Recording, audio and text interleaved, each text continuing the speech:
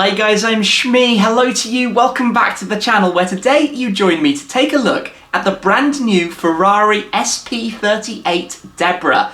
It's their latest special project, the custom cars that they create through the one-off program for their very top clients. And in my eyes, this is a stunner. They've completely knocked it out of the park, making a car that looks incredible. It's based on the Ferrari 488 GTB. But let's talk a little bit about the inspirations and more about the special projects program in general. Why do Ferrari offer it? Who gets to buy one? What's it like if you do buy one of these cars? And what's coming in the future as well? So let's get started and take a look at the new SP38 Deborah.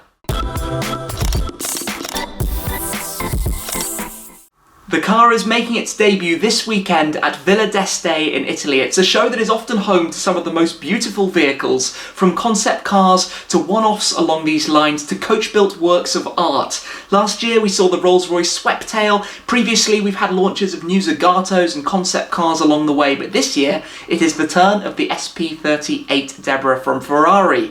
So let's take a look at this car. What exactly is it? It's based on the Ferrari 488 GTB. So under the skin, it still maintains the familiar 3.9 litre twin turbocharged V8. That means 670 horsepower, 760 newton meters of torque. It's a brilliant car. It has the 7-speed dual clutch gearbox, but where things are changed substantially is the exterior. It is completely new. Every body panel looks new from the 488. Perhaps the windscreens retained the same, but outside of that, you will notice everything has changed. So design inspiration for this car has come from two previous Ferraris, the Ferrari F40. You'll see those highlights around the rear, particularly the slats across the rear window deck, which is no longer a window on this car. We'll get to that in a moment. And also the 308 GTB, more so from the wedge-like shapes around the front.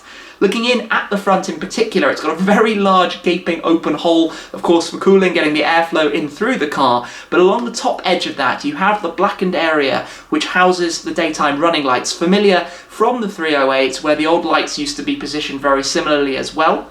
I think the aggression and styling at the front is incredibly sporty. Those narrow lights are similar to the ones we saw on the Ferrari J50, the Japan 50th anniversary car. That wasn't a special project. I'll get to that in a moment. That was part of their more limited series, akin to the F60 America that they made for the Americas. They do these limited projects for different markets. Continuing around the Deborah, it's done away with the side intakes, the normal intakes that the 488 GTB wears, which to me have always been slightly awkward and not quite natural. Instead of that, it has cooling through the back of the window, so a little bit more airflow can come through there. But coming around to the rear, this is where we see a lot of the styling from the F40. So those slats across the rear deck, very much harking back to the F40, although on the F40 they were clear. Here they're body painted, so you can't necessarily see backwards, but who needs to see backwards when the car looked this good?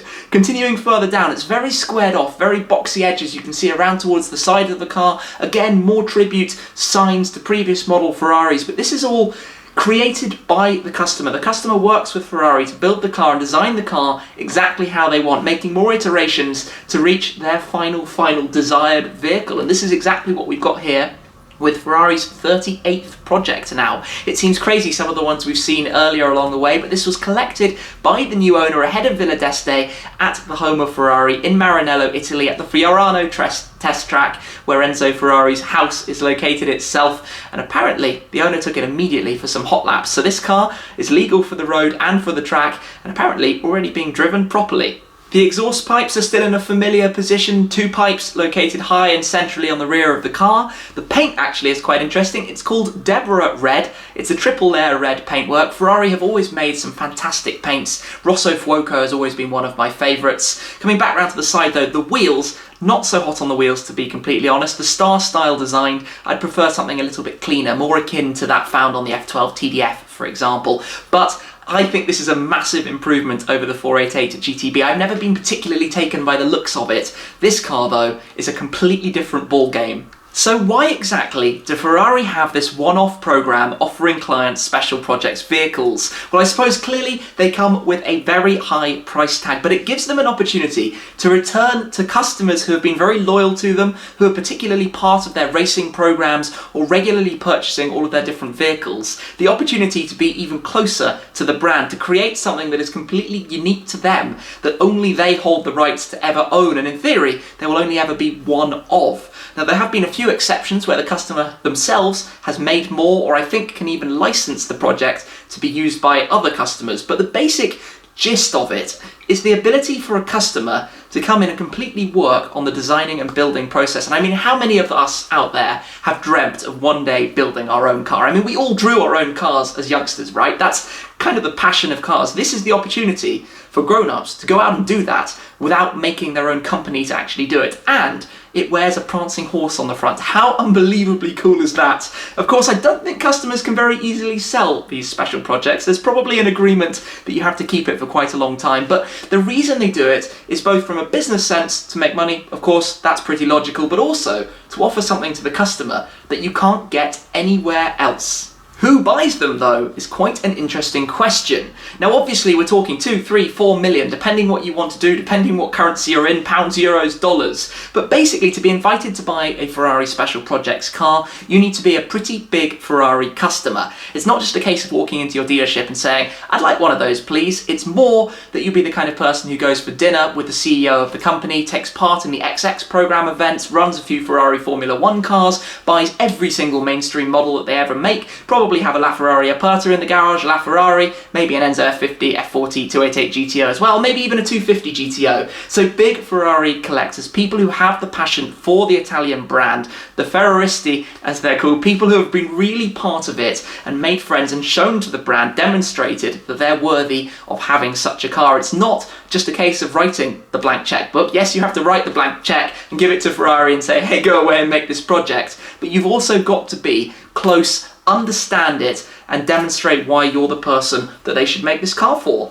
There is also a bit of a points system behind the scenes from my understanding. So Ferrari customers are appointed a certain number of points depending what cars they buy. You lose the points if you sell the car, but of course the cars that carry more value are things like a Formula 1 car, an FXXK Evo, racing in the 458 Challenge or GT3 cars, much more so than say if you buy a Portofino or a GTC4 Lusso. So these are given out to different customers based on what they take part in and accumulate their points, and eventually Ferrari have this tally system. So that's how cars like the special editions are often distributed and allocated. I think when it came to the 488 Pista, and remember the Deborah is based on a 488 GTB, not the new track version, the Pista, allocations are done to those who bought Speciales and still have them, and have bought one other model. So that could be a California T, a Portofino, a Lusso, an FF, an 812 Superfast, an F12. And actually, just thinking about all of these cars, Ferrari are making some stunningly good looking cars at the moment. The 812 Superfast is gorgeous, front engine V12,